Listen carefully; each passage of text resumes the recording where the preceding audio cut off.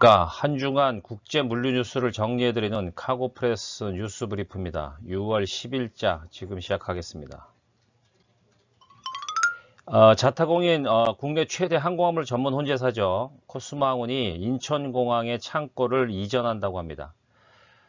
주목할 것은 종전에 그 한국공항이 위치한 외항사 터미널인 C터미널로 6월 14일 공항 창고를 이전했습니다. 규모는 한 1,400여 평으로 알려지고 있고요. 이번 창고 이전은 우리나라 일반 포워더 및 전문 혼재사를 통틀어서 업계 최초로 에어사이드에 위치한 창고 작업 공간을 마련했다는 점에서 시장에 관심을 끌고 있습니다.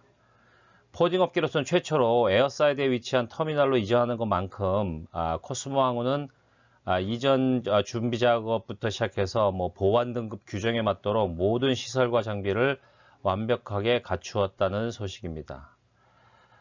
새롭게 이전한 코스모항공 터미널의 창고의 강점은 관련 기사를 살펴보십시오. 너무나 좋은 거겠죠. 중요한 것은 코스모항공이 사실상 항공사 터미널을 사용하게 됐다는 점입니다. 우리나라 항공화물 시장에 새로운 전환점을 만들었다는 점에서 의미가 크다고 할 수 있습니다. 공식적인 창고 이전 날짜는 6월 14일 반입 환불부터 시작한다니까 관련 업계는 참고하시기 바랍니다.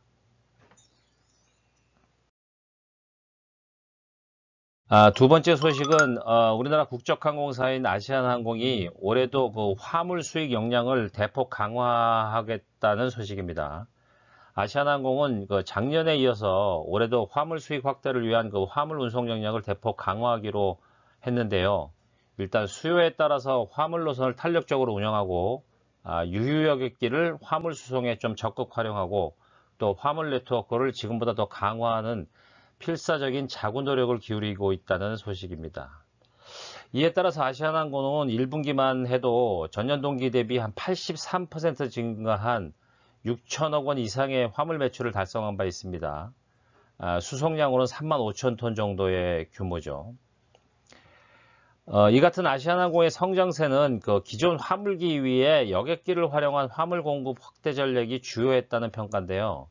현재 아시아나항공은 A350 여객기 총 4대를 화물 전용기로 개조해가지고 사용하고 있죠. 대당 한 왕복으로 해서 한 45톤의 추가 공급이 시장에 공급되는 셈입니다. 기존에 있는 항공사하고 조금 더 다른 또 하나의 전략이 있는데요. 아시아나항공은 전용 팔레트를 활용해 가지고 종전에 사용하지 못했던 화물 적재 공간을 적극 활용하고 있습니다. 어찌 보면 좀 쥐어짜는 듯한 느낌도 있는데요. 여하튼 대당 최대 왕복 8톤 정도의 화물을 추가 공급할 수 있는 어떤 그런 아이디어를 냈다고 합니다. 이에 따라 실제로 올 1분기에 747 화물기 탑재 공간을 이렇게 쥐어짜서 약 한 135톤의 화물 공급을 추가로 시장에 공급했다고 집계되고 있습니다. 이 밖에 아시아나항공은 화물 공급도 마찬가지입니다만 차별화된 특수화물 수송 능력을 바탕으로 백신, 의약품, 농수산물 같은 신선식품 등 각종 특수화물의 수송에 박차를 가하고 있다는 소식입니다. 국적항공사의 통합 이슈에도 불구하고 묵묵히 자기 길을 걸어가는 아시아나항공을 응원해 봅니다. 인수통합을 왜 하는지 잘 모르겠어요.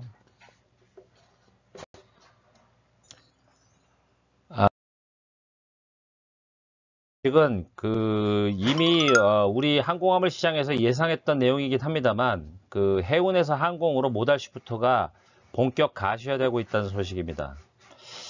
이달 들어서 미주 및 유럽 시장을 중심으로 하주들이 항공운송으로의 수요 이전을 본격화하고 있다는 소식이 여기저기서 들려오고 있습니다. 이는 해상운송 시장이 극심한 혼란에 빠지면서 미국과 유럽 시장을 중심으로 항공운송을 선택하려는 하주들이 넘쳐나고 있다는 거죠. 이것을 이제 현장에서 체감하고 있다는 소식입니다. 이미 북미의 항공화물 수요는 상당 부분이 해상운송에서 넘어온 상품이라고 현지 포딩 관계자들은 증언하고 있습니다. 구체적인 내용으로는 이제 북미 리테일 업체들이 먼저 나서고 있다는 얘기죠. 이미 알려드린 것처럼 이 북미, 미국을 중시한 북미 시장은 재고가 부족해서 리스타킹이 엄청 늘어나고 있어요. 결국 하주들은 더 이상 해운의 트랜짓 타임을 믿지 못하겠다라고 공개적으로 말하면서 공급망 병목 해소를 위해서 대안으로 항공화물 사용 빈도를 점점 늘려나가겠다라고 공개적으로 천명하고 있다는 겁니다. 아울러 미국과 마찬가지로 유럽의 하주 관계자들도 그 해상 운송의 혼돈, 카오스라고 표현합니다만 혼란이 가중되고 있다고 지적하면서 적시에 상품을 배송하려면 불가피하게 항공화물 공급과 노선을 더욱 늘려야 한다고 물류업체들한테 강력하게 주장하고 있습니다. 대놓고 항공사들을 압박하는 거죠. 이 같은 하주들의 요구에 부응이라고 하듯이 최근 그 항공사들은 그 백신 접종 때문에 그 여객 노선이 조금 완화되는 것을 계기로 해가지고 증편 운항에 탄력을 받고 있습니다. 일단 중동의 강자인 에미레이트 스카이 카고는 최근 영국 버밍엄을 출발하는 주간 여객 항공편 주 3회를 운항을 재개했습니다. 벨리 카고이긴 합니다만 시장에는 상당한 공급력을 제공할 것으로 보이니까 현지 업체들은 쌍수를 들고 환영하고 있는 입장이죠. 이 밖에 많은 그 유럽의 물류 기업들이 글로벌 포딩을 중심으로 차터기 운영도 더욱 늘리고 있다는 소식이 전해집니다. 이들이 차터기를 확장하는 이유는 뻔한 거죠. 해운 쪽에서 모달 시프트로 해서 수요가 너무 넘치니까 그 공급을 위해서 차터기를 더 확장하고 있다는 소식입니다. 일단 그 유럽발 그 항공화물의 모달 시프트는 사실은 북미행 수요가 거의 아직은 대부분이에요. 그래서 이렇듯 미국과 유럽도 그 선진국들의 그 모달 시프트는 조만간 동남아, 중국, 우리 한국, 대만으로 전파될 것으로 기대가 되고 있습니다. 해운 시장이 참 문제입니다. 언제까지 이런 상황이 갈지 한번 두고 볼 일입니다.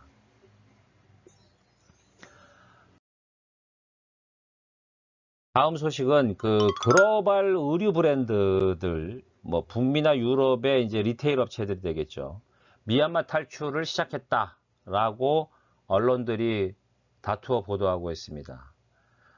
글로벌 의류 제조업들이 이제 더 이상 미얀마에서는 생산과 수입을 고려하지 않을 것이라고 많은 관계자들이 전하고 있어요. 특히 미국과 유럽의 의류 리테일러들이 그 미얀마 정세가 개선이 되거나 회복될 기대감을 서서히 접고 있다는 소식과 함께 당초 시간이 지나면 그 정세가 안정화될 것으로 기대했던 몇몇 의류 브랜드들조차도 이제는 미얀마를 떠나야 되겠다라고 고민하고 있다는 소식입니다. 사실 미얀마 정국은 그 인권단체를 중심으로 한 시민 불복종 운동이라고 하죠. 생각 외로 이런 표현이 좀 그렇습니다만 여전히 활발하게 진행 중이고 또 군 정권의 그 시위대에 대한 그 무자비한 폭력 행사 등으로 국제적 비난도 받고 있고요.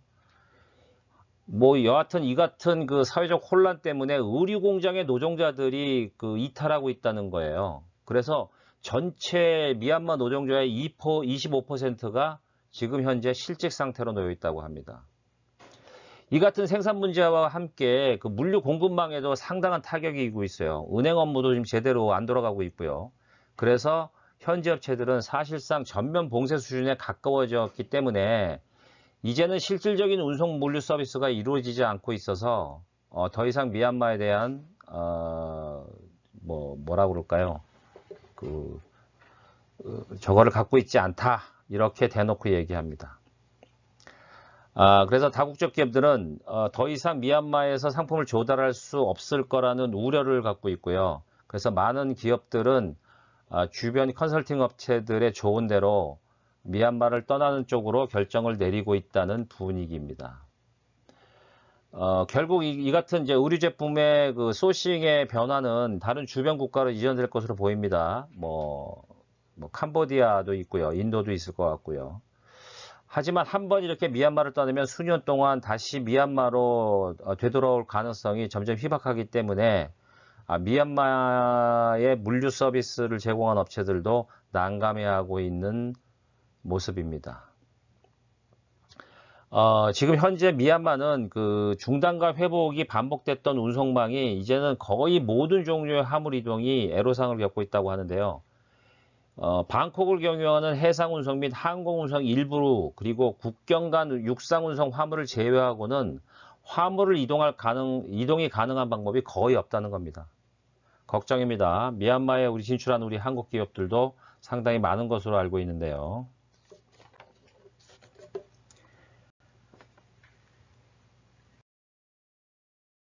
단신입니다. 무협이 SM 상선과 그 중소기업 선복 지원을 위한 MOU를 체결했다는 소식입니다.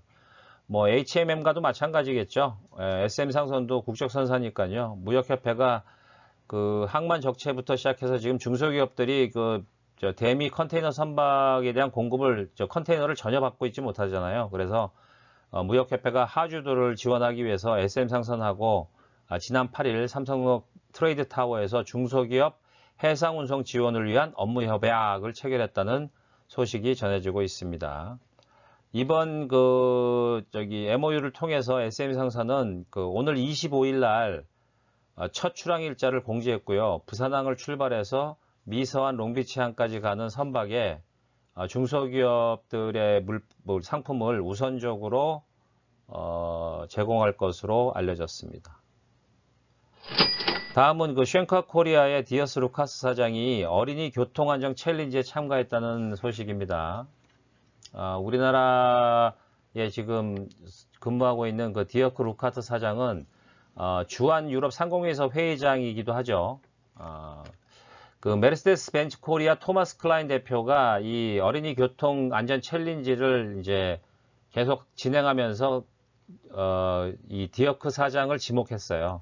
그래서 행정안전부의 소셜미디어 캠페인인 이 어린이의 교통안전 챌린지는 돌아가면서 이렇게 지목한 사람들이 또 캠페인에 참여하게 되고 그러는 것 같습니다.